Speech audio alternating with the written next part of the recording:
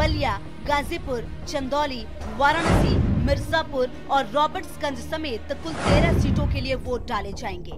यानी रमजान के दौरान यूपी की कुल 80 सीटों में 41 लोकसभा सीटों पर मतदान होगा। रमजान में मतदान पर विवाद के बाद सियासी दलों ने इस मसले पर अलग अलग प्रतिक्रिया दी है। जहां शरद पवार की एनसीपी, फारूक अब्दुल्ला की नेशनल कॉन्फ्रेंस पार्टी ने चुनाव आयोग की मंशा पर सवाल उठाया है, तो वहीं एआईएमआईएम अध्यक्ष ओवैसी ने चुनाव आयोग की तारीखों का स्वागत किया है। रमजान के महीने में इलेक्शनरिंग होगी, रमजान के महीने में पोलिंग होगा, तो मुसलमानों को कुछ दिक्कत तो ज़रूर होगी। इसमें शायद बेहतर होता है कि अगर चुनाव आयोग इसका ख्याल रखते हुए शेड्यूल बनाते। लेकिन ये बात सही है कि चुनाव आयोग के सामने बहुत सारे फैक्टर्स थे, जैसे कि climatic conditions, examination of children और फिर फेस्टिवल्स और तमाम चीज़ें। और फिर India is such spread over मुल्क है कि भाई कहीं पहाड़ी इलाके, कहीं ज़मीनी इलाके, कहीं जंगल, कहीं क्या। तो ये सब चीज़ों को मद्देनज़र रखते हुए उन्हें चुनाव का शेड्यूल बनाना पड़ा। मगर बेहतर होता है कि अगर रमज़ान के महीने में चुनाव के लिए मुसलमानों को दिक्कतें नहीं आती। अगर इलेक्शन कमीशन ये कहता है कि पार्लियामेंट के इलेक्शन के लिए बिल्कुल ठीक है फिजा, तो स्टेट इलेक्शन के लिए क्यों नहीं है फिजा?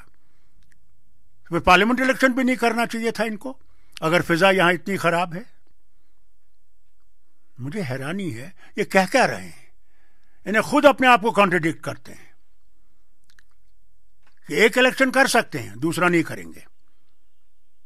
मुझे अफसोस है कि हमारा इलेक्शन कमीशन अब गवर्नमेंट का इलेक्शन कमीशन बन गया है, सियासी इलेक्शन कमीशन बन गया है।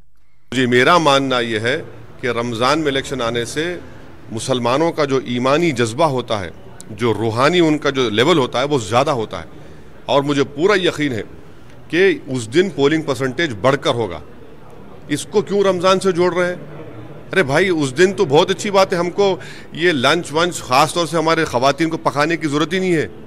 घर में तो फ्री होंगे, सबके सब निकल के वोट डालेंगे, दबा के वोट डालेंगे। वही बीजेपी ने कहा कि मतदान की महत्वता समझना चाहिए और इसको त्योहारों के विवाद में नहीं डालना चाहिए।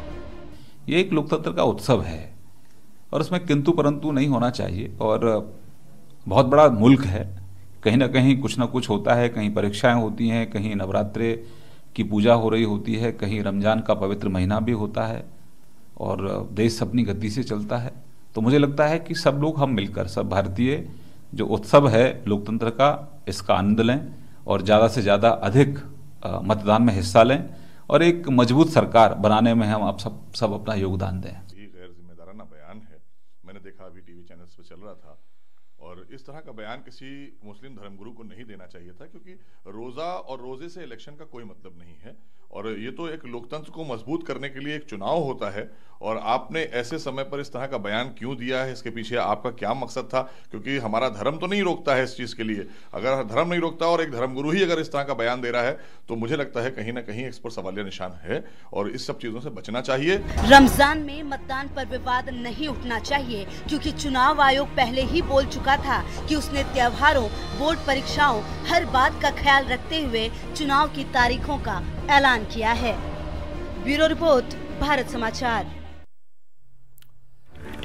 और इस बीच लखनऊ से बड़ी खबर है, बीजेपी कार्यालय पर